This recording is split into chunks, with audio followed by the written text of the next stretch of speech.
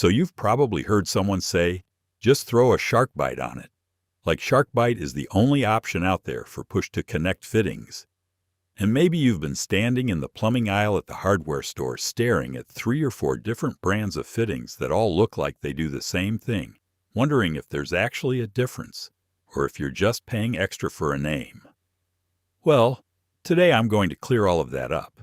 I'm going to walk you through exactly what push-to-connect fittings are, how SharkBite compares to the competition, and how to install and remove these fittings the right way.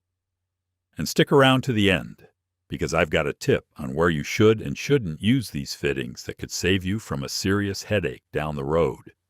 Let's get into it. Push-to-connect fittings have honestly changed the game for homeowners and plumbers alike. The idea is simple. You push a pipe into a fitting, it grabs on, seals up, and you've got a watertight connection without soldering, without glue, without crimping tools. Once you understand how they work and which ones to trust, you'll have a skill in your back pocket that handles everything from emergency repairs to full repiping projects. So let's start with the basics. Here's what's actually going on inside one of these fittings, because once you understand the mechanics, everything else makes a lot more sense.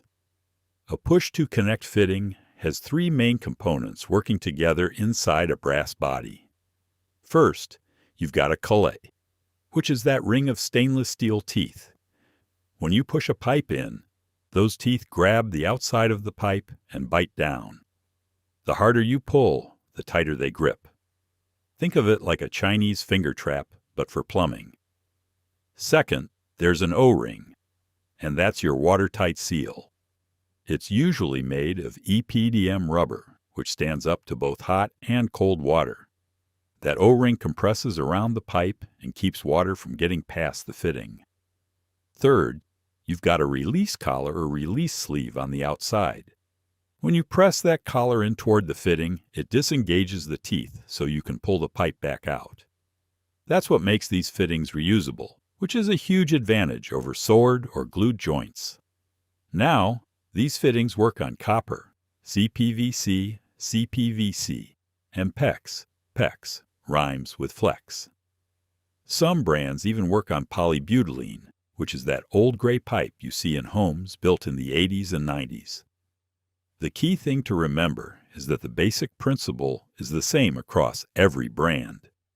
Teeth grip, O-ring seals, collar releases. That's the foundation.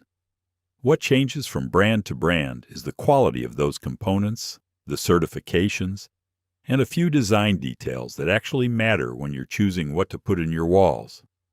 All right, let's talk about the big name in the room, SharkBite. When most people say push-to-connect, they mean SharkBite. Kind of like how people say Band-Aid when they really mean adhesive bandage. SharkBite is a brand, not a type of fitting. They're made by a company called RWC, and they've been around since the early 2000s. They basically popularized push-to-connect technology in the residential plumbing market in the United States. Now, I'll give credit where it's due. SharkBite fittings are well engineered. They use dezincification-resistant brass, which means the brass won't break down over time from contact with water. Their O-rings are solid, their teeth are consistent, and they've got just about every certification you could ask for: NSF, ASSE, UPC, IPC. They're approved for use behind walls, underground with proper sleeving, and in both hot and cold water lines. They also make the widest range of fittings I've seen: couplings, elbows, T's, caps, valves, transition fittings, even water heater connectors. If you need a push-to-connect version of something, SharkBite probably makes it. The downside? Cost. SharkBite fittings run a premium. A simple half-inch coupling might cost you $6 to $8 depending on where you shop. A half-inch by half-inch T could run you $10 to $12. When you're doing 1 or 2 repairs, that's no big deal. But if you're replumbing a bathroom or running new lines to a kitchen, those costs stack up fast. So is SharkBite good? Absolutely. Is it the only option? Not even close. And that brings us to the competition, because there are several other push-to-connect brands that are worth your attention. First up is Tektite by Apollo. These are really solid fittings. They use the same dezincification-resistant brass. They carry the same major certifications, and honestly, in a side-by-side comparison, they perform just as well as SharkBite. The big difference is price. Tektite fittings typically cost about 20 to 30% less than SharkBite for the same size and configuration. I've used them on plenty of jobs and never had an issue. Next is GatorBite, also made by Apollo. These are specifically designed for larger diameter pipes, 3/4 inch and 1 inch, and they're popular for well systems and irrigation tie-ins. Then you've got Blue Hawk, which is a Lowe's house brand. These are budget-friendly push-to-connect fittings, and while they work fine for simple repairs, I'd say the build quality is a step below SharkBite and Tektite. For a quick fix under a sink, they'll do the job. For something behind a wall that you won't see for 20 years, I'd spend the extra couple of bucks. There's also Cash Acme, which is actually now part of the same parent company as SharkBite. Their fittings are nearly identical in design and quality, but sometimes priced a little differently, depending on the retailer. The bottom line here is that push-to-connect is the category, and SharkBite is just one player in it. A dominant player, sure, but not the only game in town. Quick thing before we move on. I have spent 35 years learning these fixes the hard way, and I put the best of what I know into a book called 50 Easy Plumbing Fixes. 122 pages of step-by-step repairs with 17 diagrams that can save you thousands. Scan the QR code on screen or hit the link in the description if you want the full guide. Now, back to the fix. So now that you know the brands, let's get into the real differences that matter when you're picking a fitting off the shelf. The first thing I look at is brass quality. Both SharkBite and Tektite use DZR brass, which is what you want. If a fitting doesn't specify DZR or dezincification resistant on the packaging, put it back. Regular brass will corrode from the inside over time, especially in areas with aggressive water chemistry. You won't see it happening, and by the time you notice, you've got a pinhole leak inside your wall. Second is O-ring material. EPDM is the standard, and it handles both hot and cold water just fine. Some cheaper fittings use generic rubber O-rings that can degrade faster, especially on hot water lines. Always check. Third is the grip ring design. SharkBite uses a stainless steel tooth ring that grabs evenly around the pipe. Some off-brand fittings use a thinner gauge of stainless or fewer teeth, which means less holding power. I've seen cheap fittings blow off pipes during pressure testing, and that's not something you want happening inside a finished wall. Fourth, and this is something a lot of people overlook, is the depth gauge or deburring tool. SharkBite includes a depth gauge with their fittings and sells a combination Dober and depth gauge tool. Tektite offers something similar. The depth gauge matters because if you don't push the pipe in far enough, those teeth won't fully engage and your O-ring won't seat properly. For half-inch fittings, you need about 1 inch of insertion depth. For 3/4 inch, it's 1 1/4 inches. Always mark your pipe before you push it in. I use a simple Sharpie mark at the correct depth, push the fitting on, and then verify the mark is right at the edge of the fitting. If I can still see the mark, the pipe isn't in far enough. Now let's walk through a proper installation, because even the best fitting in the world will fail if you don't prep the pipe correctly. This is where most people get into trouble. Step 1 is cutting your pipe cleanly. Use a proper pipe cutter, not a hacksaw. For copper, a standard tubing cutter works great. For PEX, use PEX cutting shears. You want a perfectly square cut with no angle to it. If the cut is angled, the O-ring won't seal evenly and you'll get a drip. Step 2 is deburring. After you cut copper, there's always a small burr or lip of metal on the inside edge of the pipe. You have to remove that.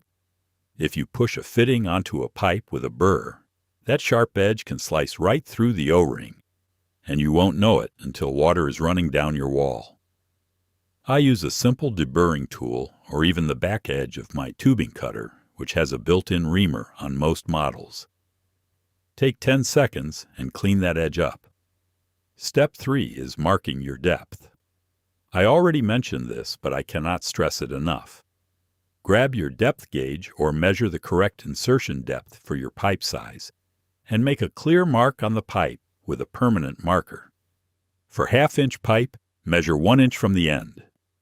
For 3/4 inch, measure 1 1/4 inches. For 1 inch pipe, you're looking at 1 3/4 inches. Step 4 is the actual push. Hold the fitting in one hand and the pipe in the other. Push the pipe straight into the fitting with firm, even pressure. You should feel it pass the O-ring and then seat against the internal stop. Check your depth mark. If it's flush with the edge of the fitting, you're good. If it's still visible, push harder, or check that there isn't debris inside the fitting blocking the pipe. Step 5 is testing. Turn your water back on slowly and check the connection under pressure. I like to wrap a piece of toilet paper or a dry paper towel around the fitting and leave it for a few minutes. If there's even the tiniest leak, the paper will show it. Don't just eyeball it and walk away. Actually test it. Removing a push-to-connect fitting is just as important as installing one, especially if you need to reposition something or swap out a section of pipe. For SharkBite and most other brands, you'll use a disconnect clip or you can do it by hand. The hand method works like this. Push the release collar firmly toward the fitting body with one hand while pulling the pipe out with your other hand. Both motions happen at the same time. Push the collar in, pull the pipe out. If you're working in a tight space, the disconnect clip is a lifesaver.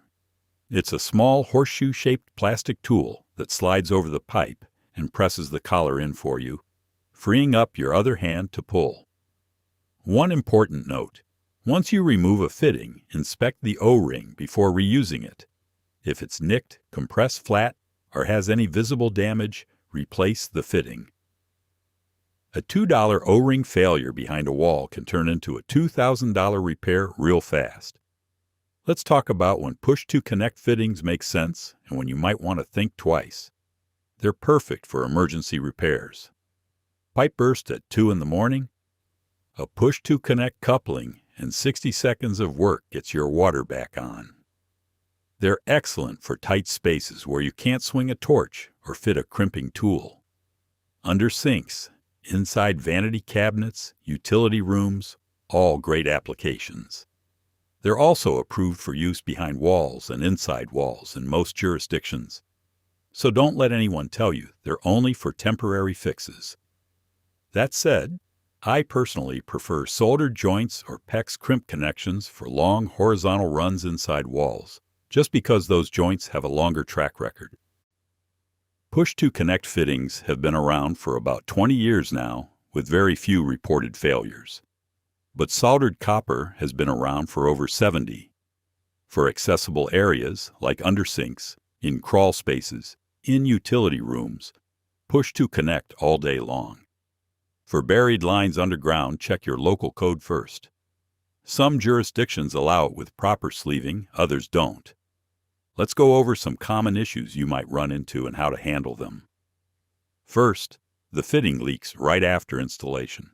9 times out of 10, this means the pipe wasn't deburred properly or it wasn't pushed in to the correct depth.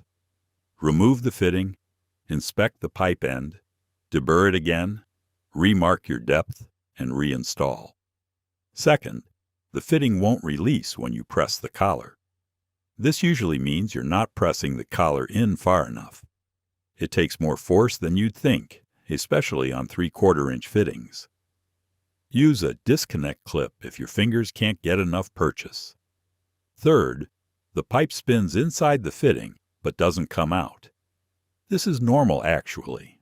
The pipe can rotate freely inside a push-to-connect fitting. That's by design. It doesn't affect the seal. Fourth, you notice a green or white crusty buildup around the fitting after a few months. On copper, this can indicate a very slow seep. Remove the fitting, clean the pipe end thoroughly with emery cloth, and reinstall with a new fitting. That buildup is oxidation from moisture, and even a tiny amount means the O-ring isn't sealing perfectly. Fifth, the fitting blew off the pipe under pressure. This is rare, but almost always means the pipe had an angled cut, wasn't pushed in to full depth, or the pipe itself was out of round. PEX can sometimes be slightly oval if it's been stored coiled up for a long time. Straighten the end and re-round it before installing. Alright, here's that bonus tip I promised at the beginning. If you're using push-to-connect fittings on copper pipe, take an extra 30 seconds to clean the outside of the pipe with fine emery cloth or sandpaper, about 120 grit before you push the fitting on. I'm talking about cleaning about 2 inches from the cut end. Old copper develops a layer of oxidation and sometimes flux residue from previous solder joints. That gunk can prevent the O-ring from making a perfect seal against the pipe surface. A quick buff with emery cloth gives you clean, shiny copper, and the O-ring seats like it was made for it, because it was. I do this on every single push-to-connect installation on copper, and I haven't had a callback on one of these fittings in years. It takes almost no time, and it's cheap insurance. That wraps it up. If this was useful, you will love the full book. 50 step-by-step plumbing fixes with diagrams, all in one guide. Link is below. Hit subscribe so you do not miss the next video. Thanks for watching.